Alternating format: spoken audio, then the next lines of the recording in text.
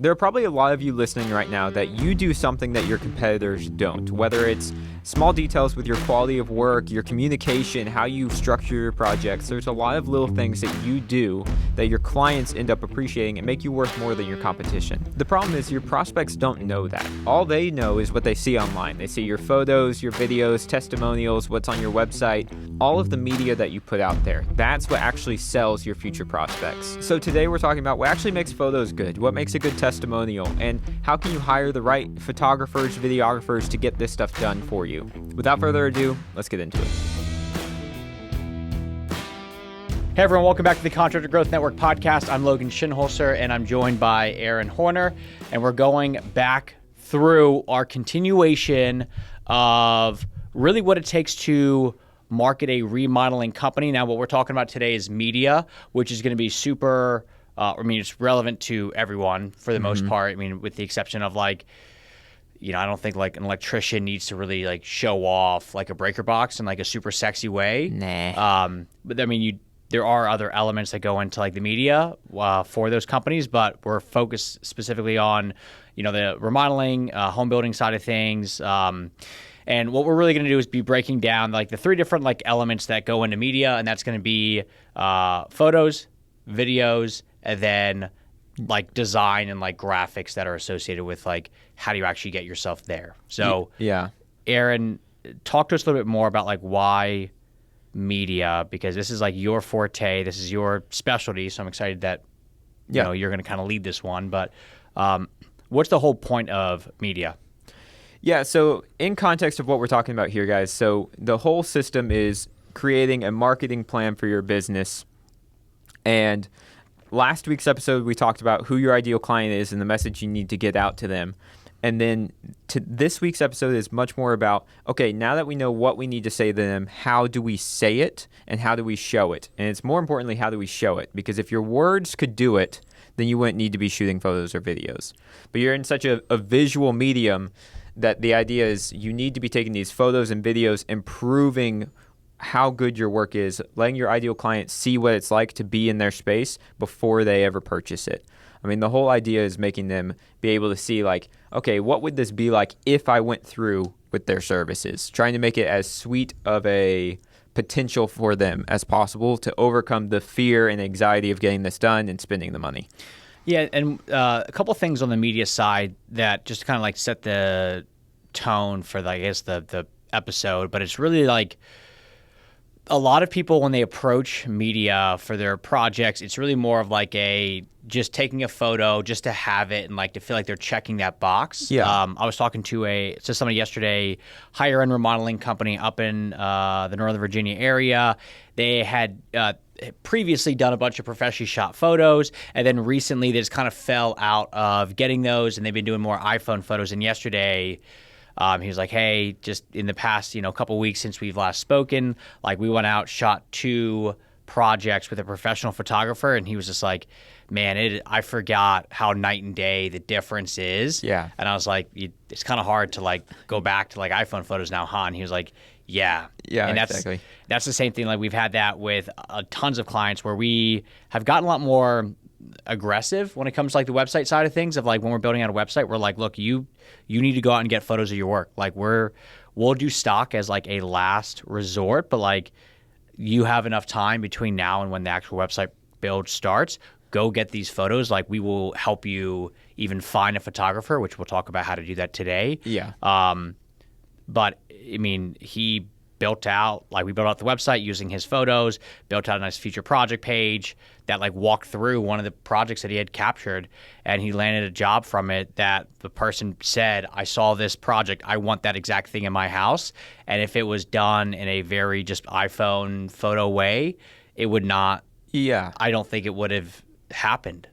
No, I mean, the whole thing is creating, like you said, a lot of people know to check the box of photos and videos, but because you don't know what the purpose is or how it's going to be utilized, you have less buy-in on getting it done the right way. So then it's well, maybe an iPhone photo is good enough.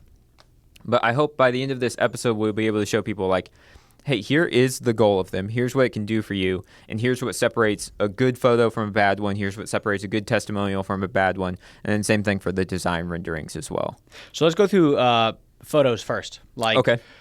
Talk to us about, in your mind, what is the role of photography in the remodeling, home building, outdoor living space world? Yeah, well, the nice thing about photography is the most immediate way to express the value of your space. So like a video, there's kind of a lead in and people have to be at a space where they're able to consume it, whether that's listening to it or, they want to spend some time on it.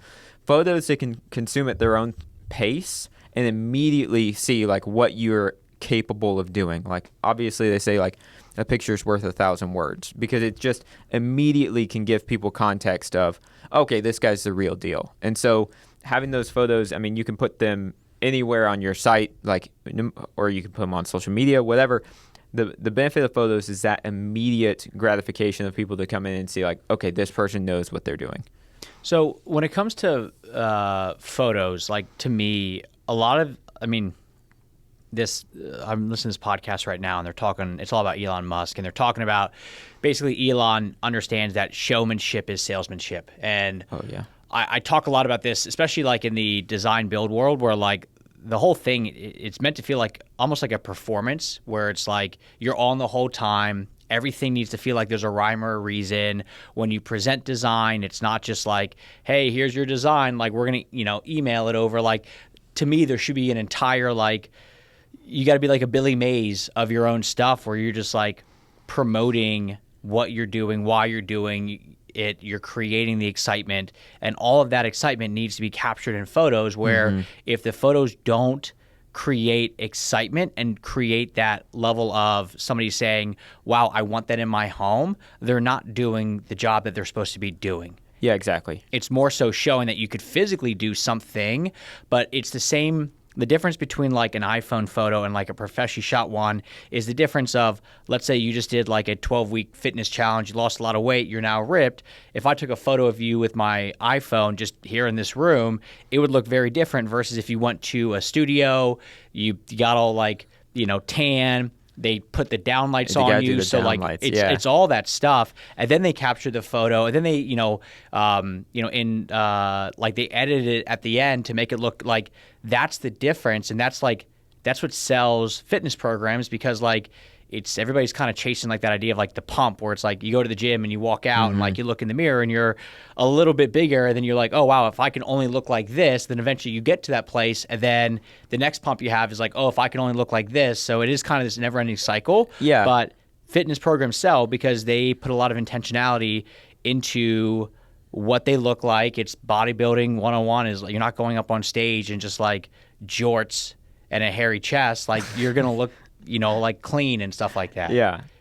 I mean, so you got to think about like, what are people buying? Because they're not buying the space itself. Like they're not buying the kitchen, but it's how are they going to utilize the kitchen, where the new options they're going to have for hosting in their space and things like that. So the goal of your media, a lot of times people's first dip into photography will be like, well, I finish my work and I'll just take a photo. Maybe if I'm really good, I'll clean up the space and then I'll take some intentional photos with my phone.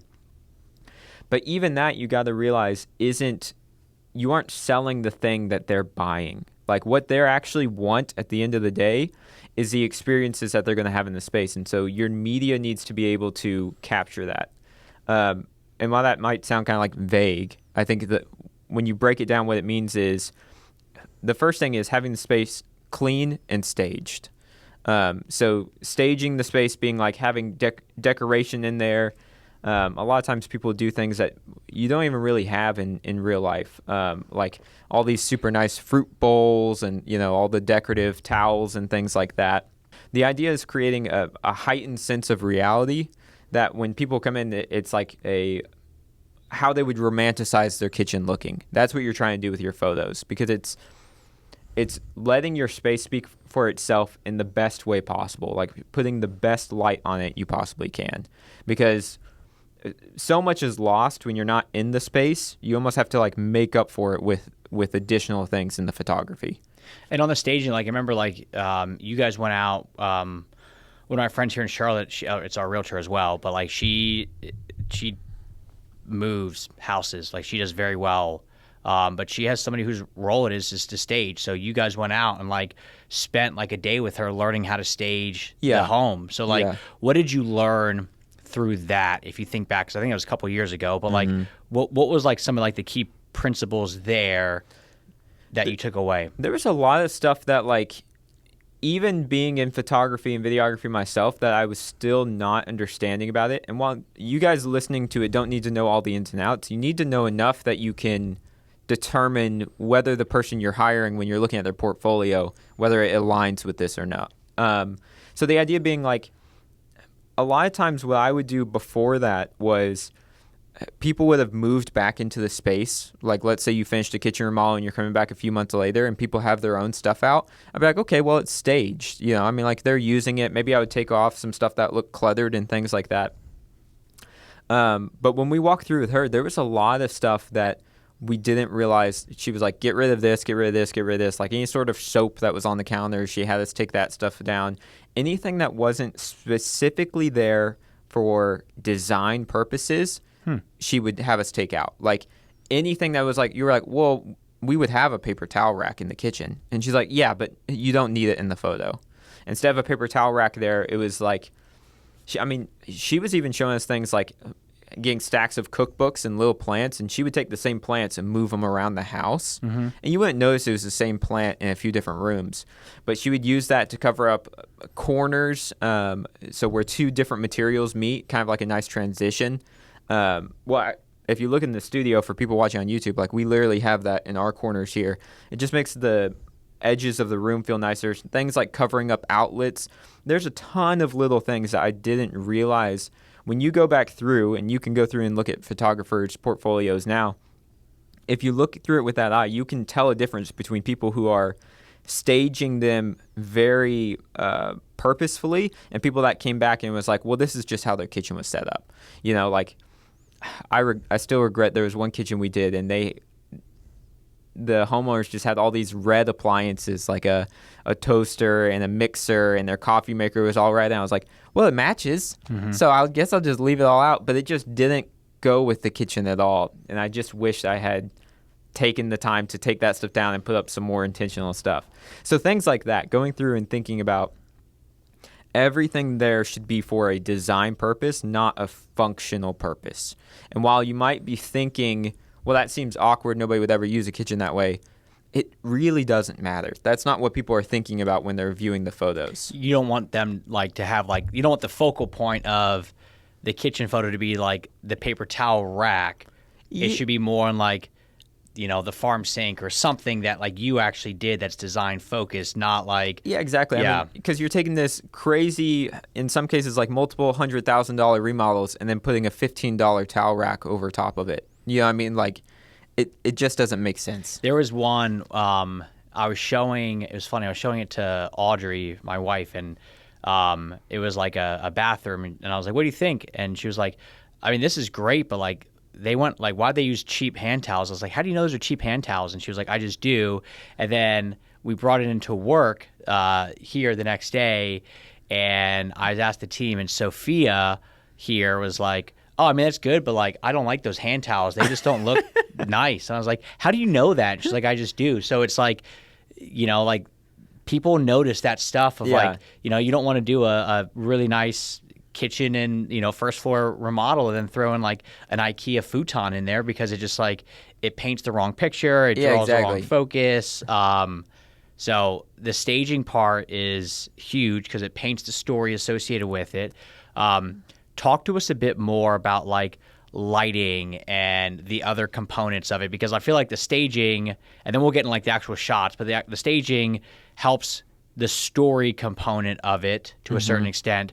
What about like lighting, and are there any other like important elements just to like look out for when you're trying to determine good photos, bad photos, things like that? Yeah, there's a few things. So one of the distinctions to make when you're looking for a photographer is the different types of photographers. So a lot of people will immediately look for a real estate photographer, because that does seem to be if you don't know all the different kinds, that seems to be the one that's most in line with what you're trying to do. But what you should actually be looking for is either an architectural photographer or an interior design photographer. And while you might, the differences might not be immediately apparent to you, once I tell them to you, you'll start to see them. So the first thing, like you're asking about, is lighting. A lot of times, if you're going for a real estate photographer, their goal is to make the space look as big as possible and as bright as possible. That's not always the goal with your space. There are a lot of times where you're doing a kitchen or something, or a space, and the idea is it's supposed to be a darker, moodier space. And if you bring in somebody that only knows how to make it bright, especially if they come in and they bring in their own lighting and everything, it completely messes up the feeling. It comes off a lot of times what it'll come off as is clinical, very sterile, very polished. And not that polish is bad, but you don't want it to feel overly touched up and inauthentic. So the photographers that ironically are the best at this are the ones who don't use lighting or use very minimal lighting. So it looks very natural in the photos. You'll notice things where they have like natural sunbeams coming through the windows. They're shooting at the best time of day. That's a big thing as well. It's thinking about, even in an interior space, when should I shoot this to get the best light to come in through the windows? Because that's going to make a difference. Maybe it's like if it's that golden hour, there'll be a nice glow in the room or something like that.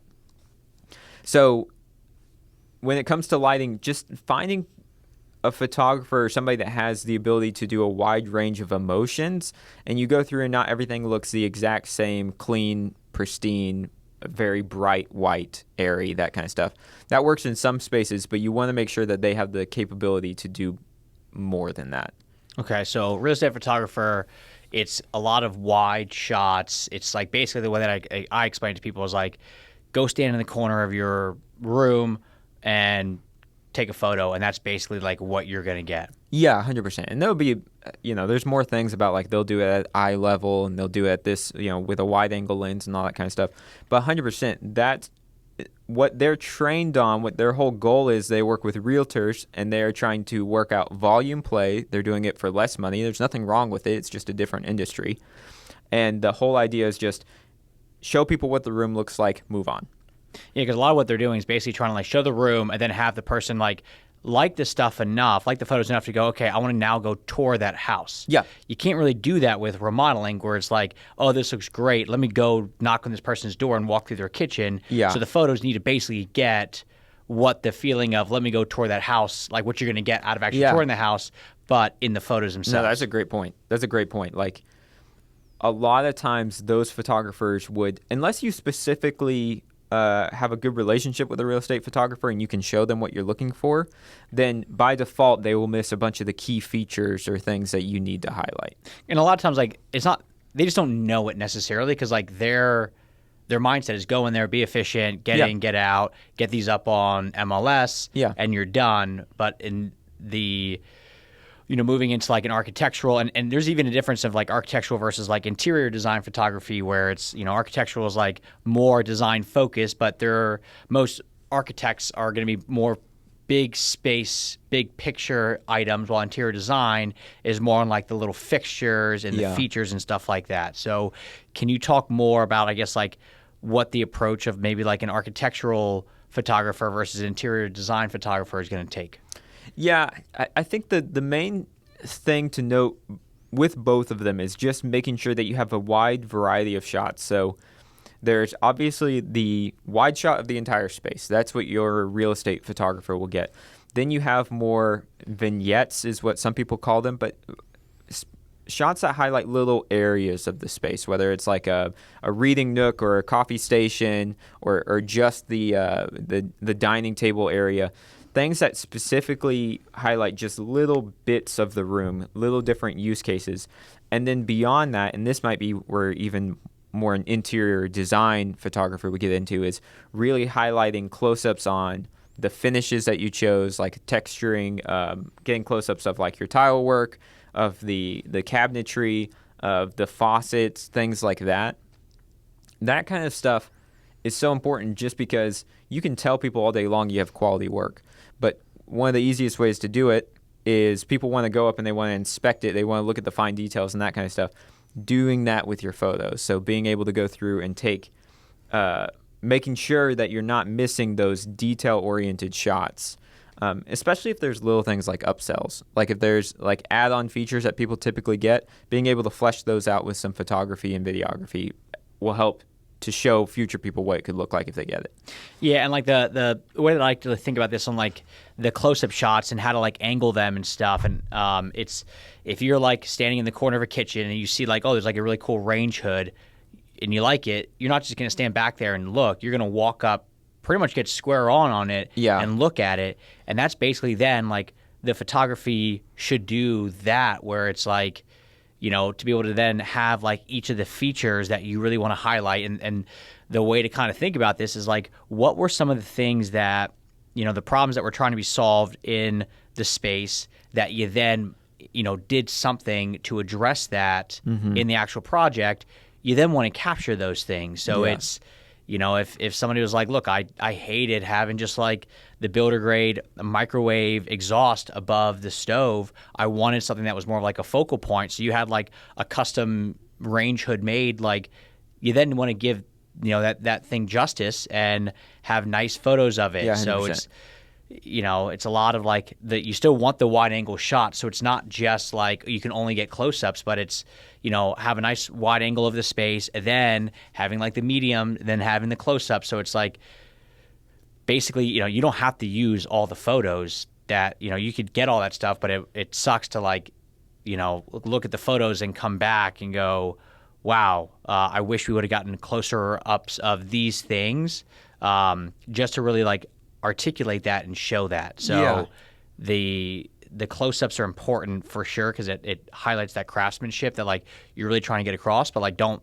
think that you can only do close-ups because you still want the wide shots just as like would you consider that like an establishing shot? Yeah, 100%. Okay. Well, I mean, heck, and then we even get establishing shots of the home in the context of the area as well. But yeah, an establishing shot for the room. And what is an establishing shot? So it's just something to give the rest of the photos context. Again, the way to think about it is exactly what you said. Like, people can't actually go through and walk through these spaces, so if you want your work to speak for itself, you need to replicate that experience as closely as possible. So when you walk in a room, you know, you kind of take a survey of the whole space, you have the context, and then you'll go up and you'll look at key details and things that interest you more. But without the context of the space, it can be kind of confusing, and oftentimes it doesn't put a whole picture in the person's mind. Your idea is that by the time they look through all your photos, they could basically try, it depends on how artistic they are, I guess, but the idea is that in their mind they could recreate what that space feels like. And so the establishing shots give context for everything else. But then outside of that, like I was saying, the photos of the home, photos of the area, those can be helpful as well to throw into the mix.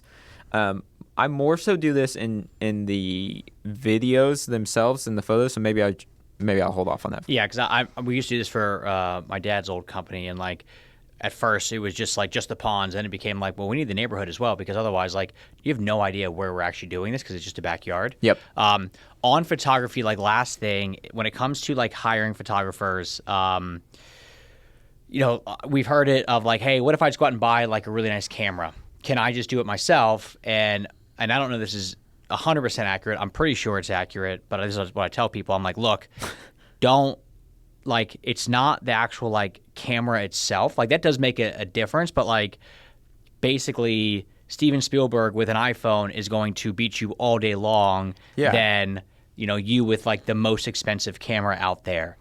So. Yeah, no, professional photographers, like, one of the genres on YouTube that's, like, popular, like a video theme, is, like, this crazy professional with an iPhone versus an amateur with all this crazy equipment.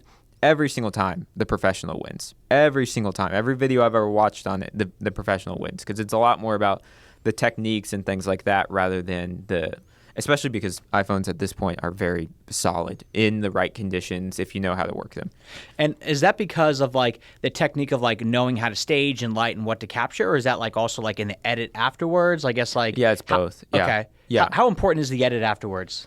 I would say very important, because a lot of times what people are doing, without getting too technical, it is important that the person also is going to take care of the editing themselves, because one of the things, if you're doing the natural lighting photography, is they're actually, every time they take a photo, they're taking usually at least 3, and they take one that exposes for the windows, so the windows look the best, like the bright areas look good, then the ones where the medium areas look good, and then the super dark areas in the corners of the room, those look good. And then in the edit, they take all 3 of those photos and combine them together. So without getting too, that part's important. So that's the whole, because I remember we did that with like outdoor lighting, and I went out there with my iPhone 10 years ago and tried to capture outdoor lighting and it looked terrible. And then we hired a professional that basically what they did was they set up like a series of cameras, and over the span of like 4 hours as the sun was setting, it would take like a photo every, I don't know, 15 minutes. And then like basically, I guess, like stitched them together. So it was like the right sky, the right lighting, you know, so it was like all of that combined. It sounds like it's kind of like the same thing. 100%. Yeah. And then when it comes to like the photographers, like the way that, because I've helped a lot of clients find photographers, basically what I do is I just go to their area and I just first type in interior design photographer or architectural photographer and see if anybody pulls up in Google. And if not, then I'll go through and just type in like real estate photographer. And then basically I will pull open probably anywhere from 30 to 50 websites. And I will go through it because you can very quickly see when you know what you're looking for. Yeah, because I would say, you know, half of them are not just real estate photographers. They're really like portrait or like graduation or things like that. And I immediately exclude those. Then I go through the real estate photographers. Then you're going to have half of those are people that are really more of like drone and like Matterport people. Yeah. I get rid of those. And then that leaves the remaining half dozen, if you will, that I then look through their photos to see, are we mostly doing, you know, very bright and wide angle, or are they actually able to capture other, you know, like the features that matter? And that's basically how I'll take like a list of like 50 down to like, hey, here's 2 people that I think would work well for what you do. Yeah. And but I'm able to do that whole thing in honestly about 15 minutes. The thing that takes the longest is opening up each tab on my browser because I can very quickly, and you would be shocked at how quickly, like, you know, once you do this one time, or even if you just went on like Instagram and looked at like West Elm or like Restoration Hardware's photos, like if you just said, okay, this is like has to be pretty close to this. That's what you're aiming for. Like, you want your photos to look much more like a catalog, a design catalog or a magazine, rather than like something you'd find on Zillow. Yeah, and I would say just from a price point perspective, the most expensive that a client's ever hired somebody for was $3,000 a project, but this photographer. I mean, it's the best photographer I've ever seen. And by project, do you mean like a home or a single room? This photographer, that was like you would get like one project per day. So I believe it could be a home, it could be one room. This client does like larger stuff, but like the photographer is also going out there and staging. So basically the way that it worked was she went to our client and said, hey, bring some items that you think would like help bring out the colors in the space. But then like the photographer would then actually stage it, take a bunch of photos. I mean, it was like they were on site for 6.5 hours going through all the photos. We just got them back last week and they're like, I mean, I emailed the photographer. I was like, hey, these are immaculate. Like these are so good. That like it will make the website pop so well. Yeah. But you know, so like that's the high end is like the $3,000. I've seen them as low as $500 a shoot, but that's going to be more on like a not remote, like you're in the middle of nowhere, but it's like you're not. I mean, this is not in the metro area. Yeah, exactly. So it's, you know, I kind of tell people like, hey, for what you're doing, like I would just look at like $1,000 as like a good rule of thumb. If it goes up a little bit, goes down a little bit, that's fine. But it's like photographers. I mean, even on like that outdoor lighting example, I contacted the guy and we agreed to do the photos. I believe in like April of whatever year it was, and the photos finally were captured in September and then edited by November. Oh, wow. So it was very much like he was an artist, if you will, and what I learned throughout the process was like you needed a special lens or camera, which he had to reach out to all of his other artist photography buddies to then borrow enough cameras, and then even when he got all the cameras where nobody else was shooting on that day so he could use them, then the weather came into it as well. So it was a lot of stuff that, like, I'm sure it made his job a lot harder. Yeah. But it also, like, I mean, it wasn't. I wouldn't go back to him again, even though it was tough because of, like, the communication style of things. But the photos turned out great. Yeah. It just was a bit of a process. Cool. It's cool. All right, so that's photography. Yep. Videography, this is your jam.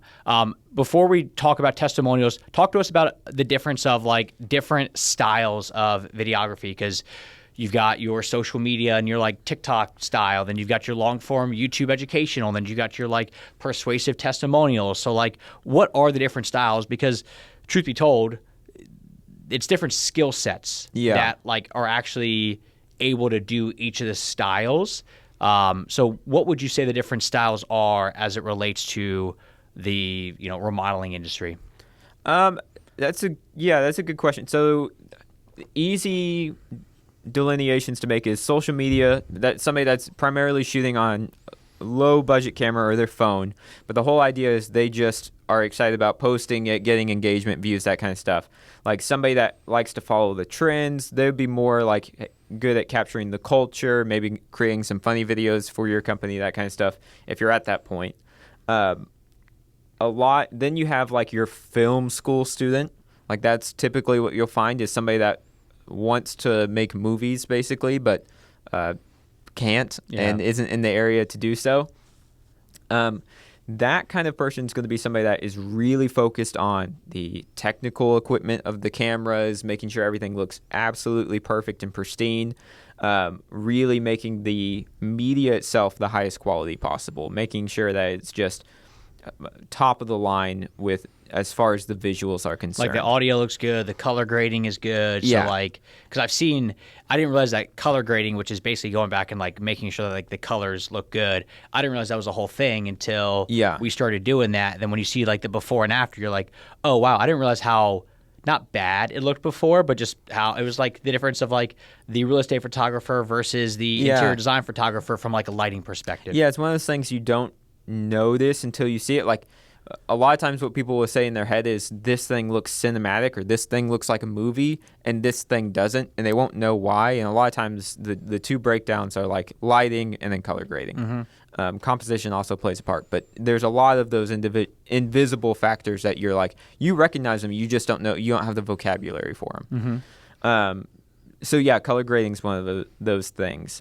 So you have those two, and then the last thing I would say is, like, your long form YouTube videographer, somebody that's better prone towards maybe interviews or informational videos, somebody that's less gifted when it comes to the visuals of it, but they're more versed in how do I get information across to people, what's the overall point of what I'm making, how do I achieve this end goal.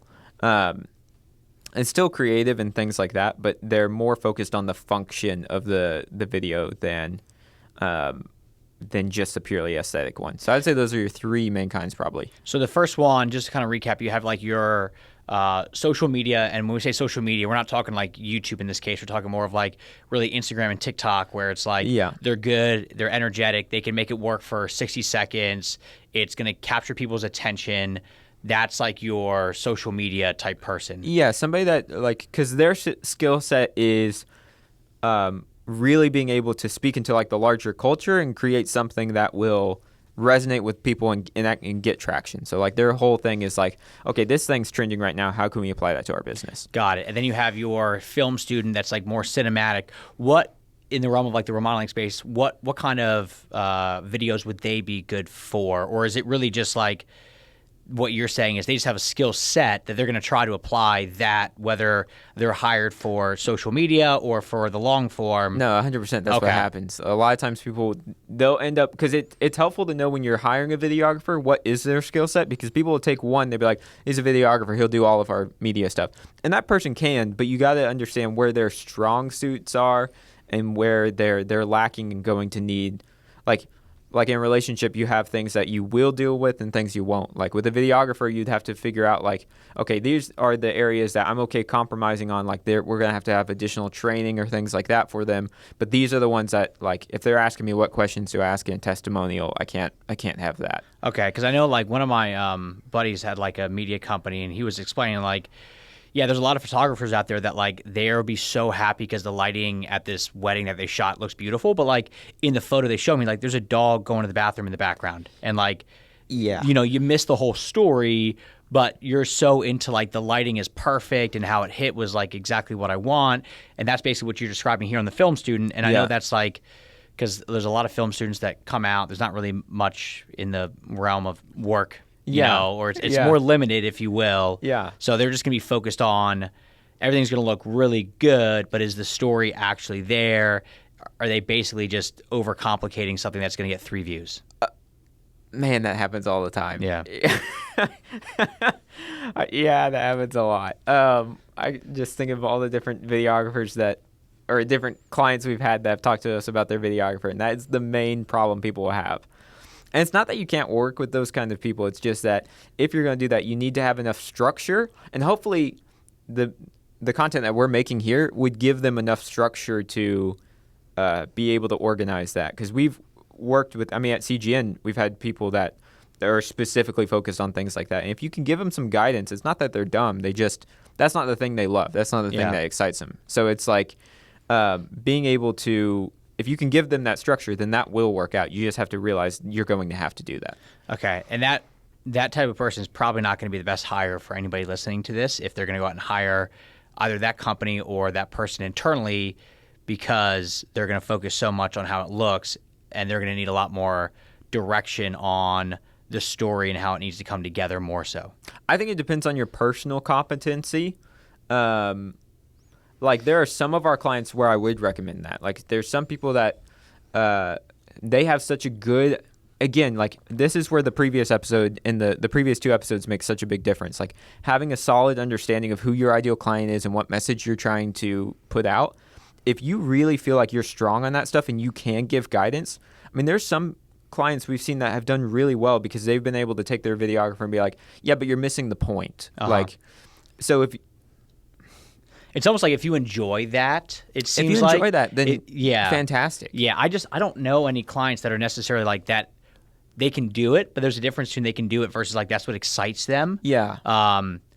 Like that's the big thing where, even with like, is it going to cost you a ton of energy to go through it? Correct. And then is that going to be a thing where like, is that person then eventually going to get it? Or are you always going to have to provide direction? Which again, if you enjoy that, you're going to have a really good video and really good product because it's going to look good and it's going to have your direction and like an understanding of what is what. But you're always going to have to kind of be that person unless the idea is that they will eventually get it. Yeah. But again, it's kind of like, they have to almost like fall in love with the storytelling component of it. Yeah. Just as much as like the technical component of it. So my vote, and this is coming from a business owner, would be don't hire that type of person unless like, I just wouldn't hire that type of person. Like it's not that you can't have somebody that like, you don't want somebody who doesn't care about that stuff, but like if that is their whole thing, they're going to have a very specific, they're good within like a team, but not as like a standalone in my mind. No, I actually, you probably are closer to right on that because I'm thinking even in our past experience when I was looking for people to join our team, the final delineation became down to a candidate who we felt had stronger visuals and a candidate who had stronger interviewing skills, and we went with the interviewing skills person. So there is a spectrum there, and it's like you don't want to sacrifice too much. But at the end of the day, I think you are probably right. Because if you are Michael Bay, like that, it's a different scenario. Or if you're trying to build out like an entire like production team for your work and go all in on that, again, it's different. But most people are just going to have one, either videographer that they work with or they have in-house, and it's like a different thing. So yeah, if you have a ton of infrastructure, then great. You can do it. But if not, yeah. Let's talk about the long form. The person that is interviewing, they're there to basically get like a lot of information across. Yeah. Versus the short form, which is somebody that's just trying to like get a bunch of views on social.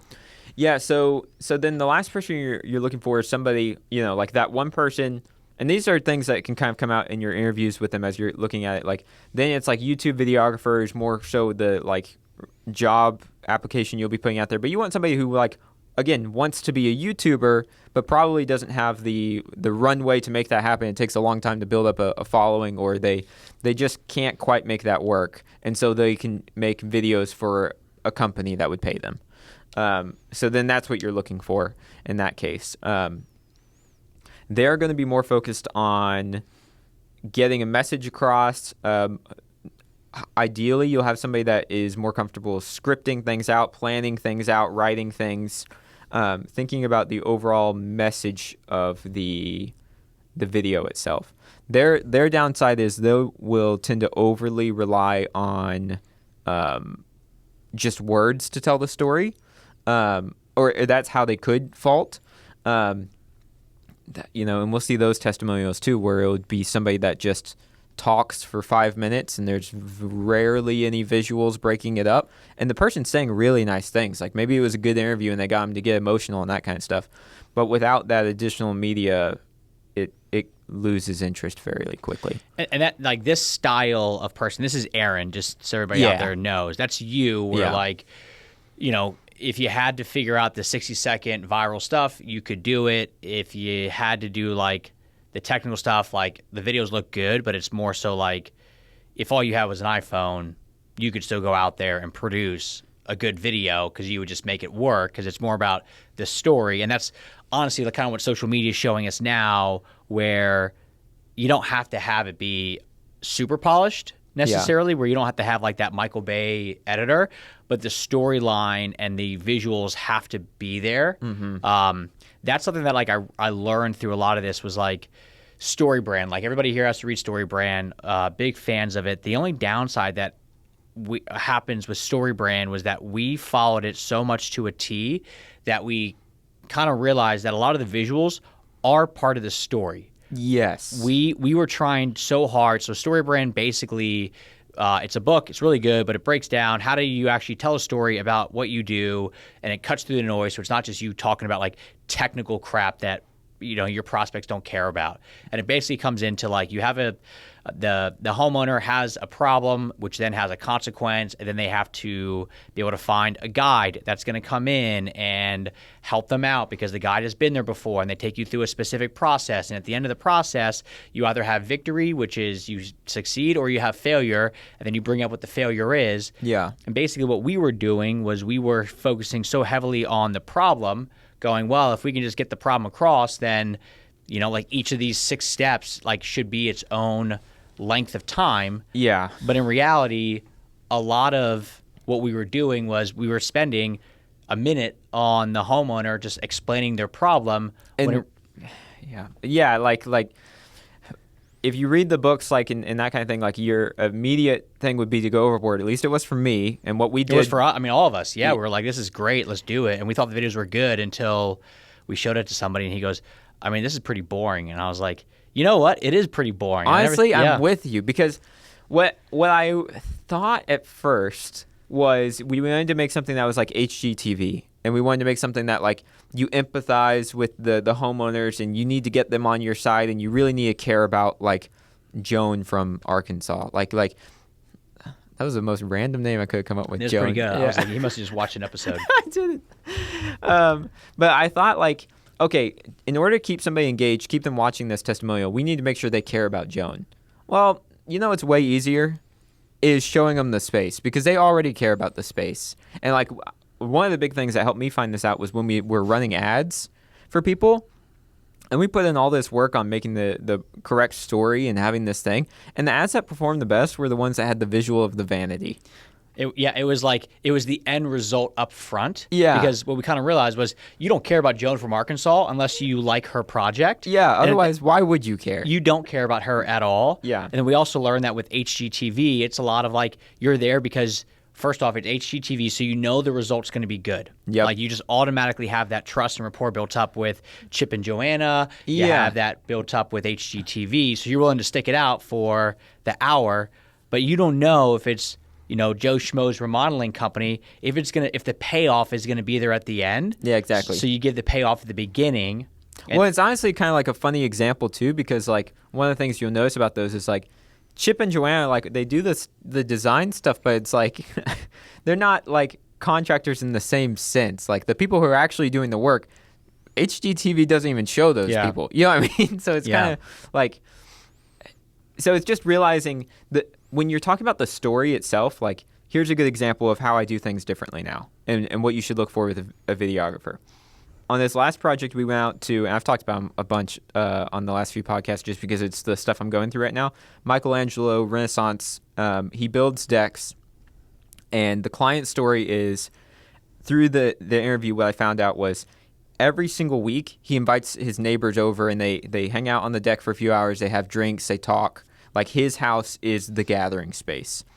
And when Michelangelo told me the story of the deck, it was, hey man, this guy's got to shovel off snow in the wintertime because we get a ton of snow, and the deck is cantilevered into the house.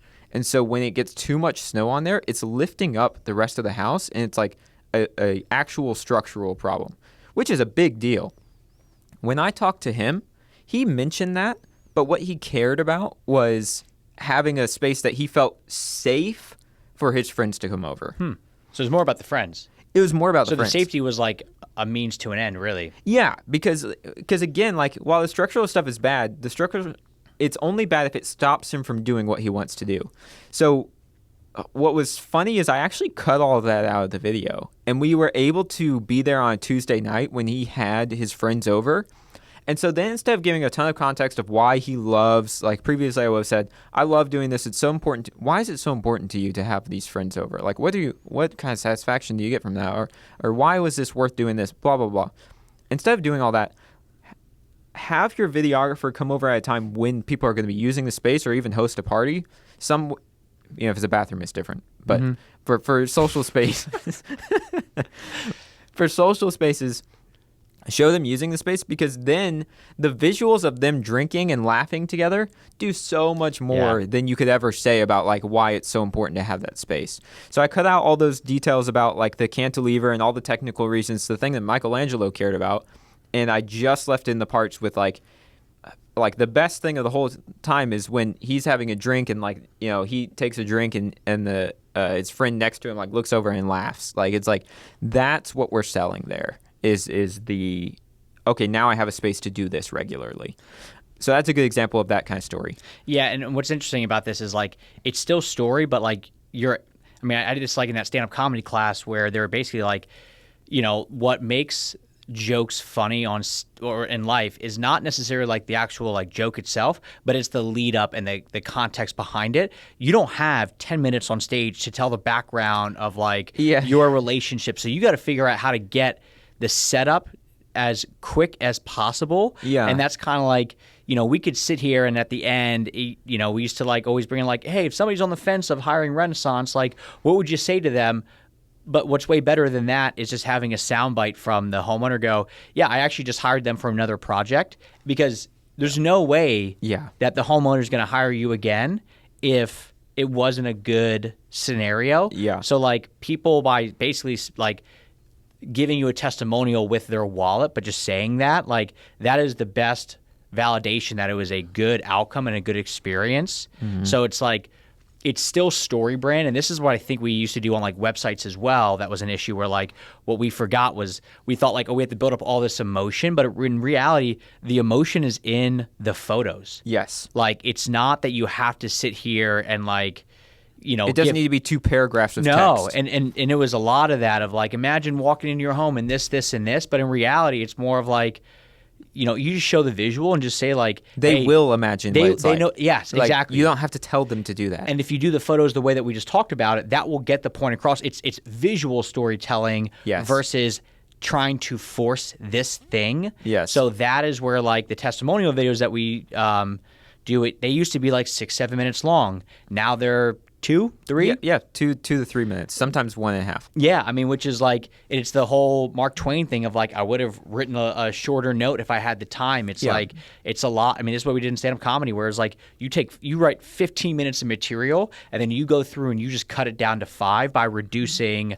all the pieces that like this little piece doesn't add to the story, get rid of it. And it's like, Yes. well, that's like the buildup. And they're like, for example, you would never in comedy say, well, I said this, and then you said that, and then I You said just- this, and then you skip you that. just skip all that, and you just do the voices, and Yeah. that gets the point across faster. So it's that in the videos is like the big thing. Yeah, yeah. So like the snow thing, big deal for Michelangelo. It didn't add to the story of him wanting to have a space with his friends. And we've had awkward scenarios kind of from us where it's like it's a very emotionally charged scenario, but that the contracting company's explaining, but because it doesn't align with the final, I mean, hell, even for like on this podcast we were talking about like, hey, do we then talk about how to use photos and how to use videos in your marketing? And we're like, well, that actually is not the point of this episode. This episode's all about what is good, what is bad, and how do you then determine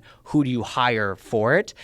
We'll talk about later about how the photos need to then be represented on the website or how to use them for assignment selling. But like that would then you confuse the whole point of this episode, and that's kind of the same thing where it's like you're trying to get a storyline across, and the snow stuff, while it may be like a nice to have, it's I did listen to a podcast with Steve Jobs, and basically it was a book that the former creative director for the agency that worked with Apple, Steve Jobs wanted to put a bunch of different like things into this one commercial, and what the exec did was he balled up 5 pieces of paper, threw it at Steve and said catch. He missed them all, and then balled up 1, threw it at Steve and said catch, and he caught it. And he was like, that's exactly what happens when you try to pack too many points into one thing versus only having one thing. Exactly. And that's like the same idea here is it has to align with what the outcome of the story is, and if it doesn't, strip it. Yeah. So finding yourself a videographer who can think about things in that way. So what you're looking for when you're hiring them is people that like. Well, I mean, what we did is we did a mock testimonial. Was like, hey, I'm gonna pretend to be the homeowner. You're interviewing me. And what you're talking about is hiring them like for in-house. This is not hiring a videographer company to do a shoot for you. What you're talking about right now That's is true. Yeah. if you're bringing them in-house. Yeah. Okay. Yeah. Either way, you want somebody who can focus on that kind of stuff. But yeah. That's what we did was in-house, because then you have a little bit more of a long-term process for it.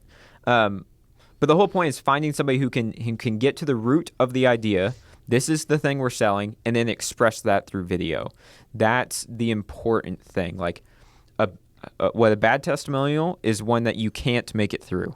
You know, it's 8 minutes, and you'd be like, well, but they're saying a lot of good things. It's like, well, we know they're going to say good things. They're on camera talking for your company. Like, they're not going to say bad things. The thing that would be interesting is if they said bad things. Yeah. Like that then you definitely watch it. Then but you watch it. Yeah. So like I know it's like very common where I talk to somebody and they're like, oh, I just hired somebody to come shoot my projects, and I'm like, let me guess, was it somebody from church? They're like, yeah, how'd you know? And I'm like, everybody does that where they go out and hire the videographer from church, but the issue is that live streaming church is very different than it's a different skill set. It's a completely different skill set. So the thing that was helpful for me was spending so much time with our sales department. And on the early shoots, Chris, our lead salesperson at the time, was going out with us, and he was doing the testimonial with me, which was painful and awkward at first, but it helped me look at everything from that perspective. Instead of just checking the boxes of like, did I ask this question? Did I ask this one? It was like, okay, what is the heart of the issue? What's the thing behind the thing? Yeah, otherwise, it would have been like, hey, like homeowner, like, you got snow out here, right? And they'd be like, well, yeah. And you're like, great, repeat that for me on camera. Yeah. And like, we get snow. and you're like, perfect, that's problem. Now let's go into solution. So Yeah. it's like, you're just missing the whole point of what it really is. And then you get into like the fun stuff of like the pacing of it, the music selections, things like that. And then as they're speaking and they're explaining this stuff, having visuals where if they're like, hey, I want to, I love entertaining on this deck. Like, it's great to have the visuals of people on the deck as they're saying it versus what we see a lot of is they're just sitting there on their, not even in their deck maybe, or maybe they're just like on their couch or whatever, but they're just like explaining it to you. And then and they just go on. They just go on, and there's on. no visuals. There's no way to cut it up. So there's a lot that goes into that. But like, if you're going to hire, there's a lot of like people will just have their in-house social person that does the 60-second videos, then go out and do testimonials. But a lot of it, and I was talking to somebody last week that they're about to do this. I was like, look, I'll send you over the questions that we always ask, but like these questions, like, you don't want to be like, hey, what was the problem you had? And then Aaron goes, I wanted to redo my kitchen. I just didn't like it. yeah, okay, great. Now, why'd you hire us? Like, it's not what you say, it's how you say it. It's the same thing with sales, where it's like, okay, what made you want to do, like, what didn't you like about it? And, then you go through your whole thing. So, I mean, you and I, we used to do role plays along this stuff of like, how do you get deeper and how do you actually pull out the emotion? Because in reality, it's not really, you didn't like it. Yeah. You didn't spend $200,000 and have somebody in your house for 4 months because you didn't like it. There was something that was there that you just got to find what that end result is. And I would say, like, with what you've done over the past, 3-4 years of doing this, is like the depth that these things go is so much further compared to what it was of just like, oh, you don't like it? Like, great, we'll show visuals of like how ugly it was, but now it was like, what couldn't you do because of it? What I would do before is like, well, tell me how ugly it was. So they'd be like, well, this was ugly, and this was ugly, and this was ugly. And then what I found out was much easier is just for them to say, yeah, it was ugly, and then show a picture, and then everybody can look and be like, oh, yeah, I don't like that, I don't like that. Yeah. Like, I'll do that part myself. I don't need them to tell me what's ugly. Videos or anything else that, we went through the social media type of person and what they're good at. It's more entertainment and content. Then you have your technical person that I would personally not hire unless you're like set up for that. And then you have it's not like they're bad. It's just they have, it's, No, you explain yourself. Yeah. And then you have your storytelling, which is really what I think is the most impactful one that you definitely need.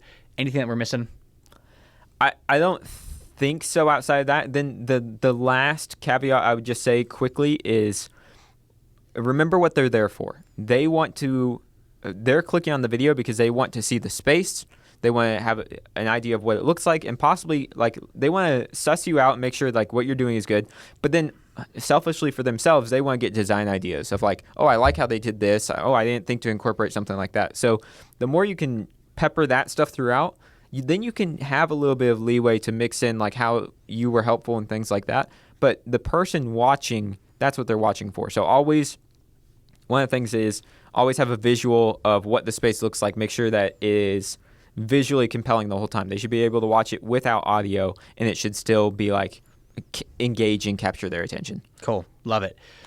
Design, the last piece. So this is the last visual, and like with my little brother, he owns a pond company here in Charlotte, and for the longest time I was like, dude, you gotta get into design. Like, you basically, if you like listen back to the past episode or two, we talk about like the person, the elephant, and the path. And I was like, TJ, like, with you doing a design for somebody, you're basically shaping the path so they can see where they're going. And he wouldn't do it. Yeah. And he was telling me, because he finally did it one time, and that person immediately bought, I think it was like the biggest project to date at that point. And he was like, it's funny that last summer I was trying to get somebody to move forward with like what would have been the biggest project for them. And twice the homeowner was like, I just can't see it. Like, I can't see what you're seeing. And he tried like doing like the AI tool on Canva and like all this stuff, and it just wasn't working. Yeah. And instead of just saying, all right, screw it, I'm just going to figure out how to do like design, he did it on this project, and the person said, oh, I see exactly what it is I'm in.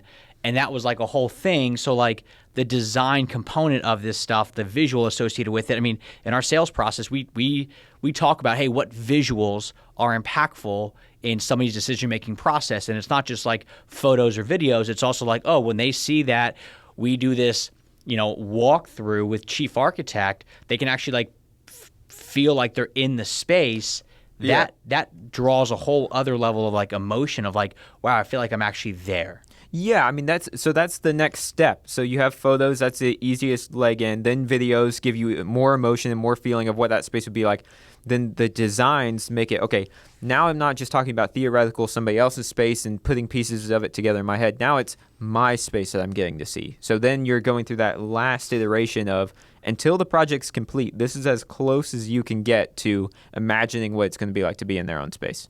Yeah, and I would say like when we're doing our bathroom, like my wife went out and got we have the design. I mean, I still have them here in the office, but like everybody that walked in the door, she's like, oh, have you seen our design for our bathroom yet? Like, let me go get it. And she would like, and it's like on large paper. So it was like this whole like the showmanship side of things. Like, it wasn't like, each page on this, I don't know, 9x16, I think is what the size of the paper is its own photo. You could have, for a project of, like the paper that size, you could have put like 5 or 6 photos on it, on each one, but each one was large, and it was like it's like hyper realistic, and it's just like a 2D render, but like it looks good, where they actually have the furniture that we have now in our nursery in that room. So like it was so easy for us to see and go, that's exactly what we want. And I asked my wife, I was like, would you move forward with like a project in the future without design? And she was like, no way. Like how would I know? The peace of mind of saying, okay, well, I like in theory all these selections, but I don't, until I see them together, will I know like, oh, is that too much? Is that going too far? Do they actually fit together? That kind of stuff.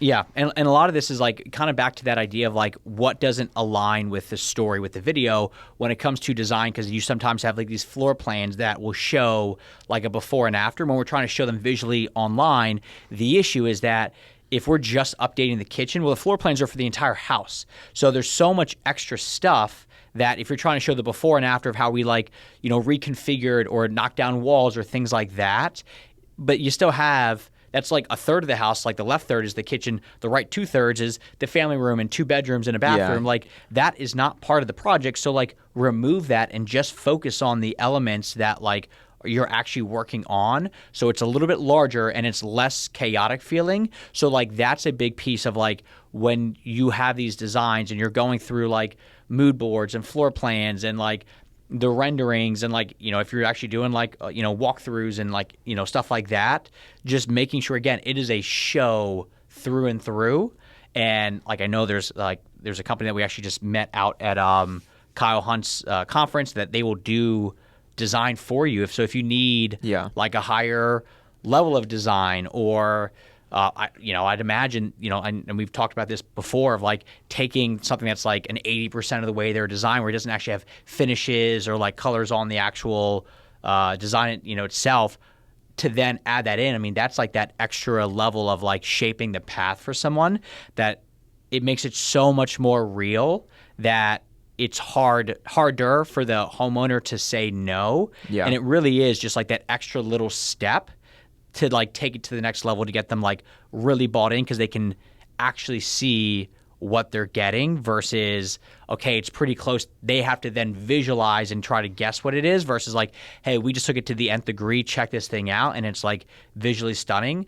Yeah. That's what you want. Yeah, because as they're getting closer and closer to the sale, you want them to feel more and more assured of what this thing is. So it's like that same question that we've been asking for photos and videos, that same purpose of helping them picture themselves in that space, taking that and applying it to your design as well. Like there are some things that are helpful for you as you're building it and some technical details that you need that the homeowner doesn't need. And especially if it's going to take away from their experience and confuse them more and have them thinking more about the how than the end product, that might actually be hurting them because then they're thinking about the technical limitations to what their dream is. Yeah. Yeah. Yeah, that's basically it on design. That it's such a big component, but there's not much that like I would say we are like qualified to like speak on and like this is exactly how it needs to be. But I will say the closer that you can get it to making it feel realistic, where somebody can envision themselves in the space, very similar to photos and videos, that's your best bet. Yeah, and I think then the last thing on that I have from my perspective is just if you can get it 90% of the way there, and you're at a space where you can't do a full design render, or you don't have the software or the tools, you need something for the sale right now, there's a lot you can do on ChatGPT and other AI softwares where you can put in the exact material selections. You put in, here's the photo of this material, this material, this material, here's the design render, and work with it to create a realistic rendering. I've seen people, I think I talked about this on another podcast, but people were taking their chief architect renderings and then putting them in the ChatGPT and telling it to make it ultra realistic. And it's crazy insane. Like you have to do it with an asterisk of like, here's the design rendering, here's what ChatGPT made. So people see like, okay, there's some things that may not make sense or whatever. But having that, at the very least, that can be like a nice like in between for you to get that visual across for your clients. Nice. Love it. Cool. So that's media. We're a website company. That's like what we're known as, website SEO. But I tell people like, look, like at this point, if you have to figure out, do I build the website with bad photos or stock photos versus do I go out and get photos? The media is going to win all day long. So that it is so important to really make sure that you're building it into your process, because like the thing that sucks is when I hop on the phone with somebody and they're like, oh, last year we did this crazy great project. That would have been a great one to show off. And it's like, but you missed it. Yeah. You know, you can always go back out and like call them up. And if you have a good relationship with that client, like you can definitely do it. But like it's so much easier just harder, before they move back into like, we're just going to get this thing staged. We're going to make this thing happen. And it's game on from there. Yeah. Yeah. So next week we're talking about how to take all this media and actually use it. Yep. 100%. So hopefully that's helpful. Go out, find somebody, look at good media. It is worth its weight in gold. Yeah. See you guys. See ya.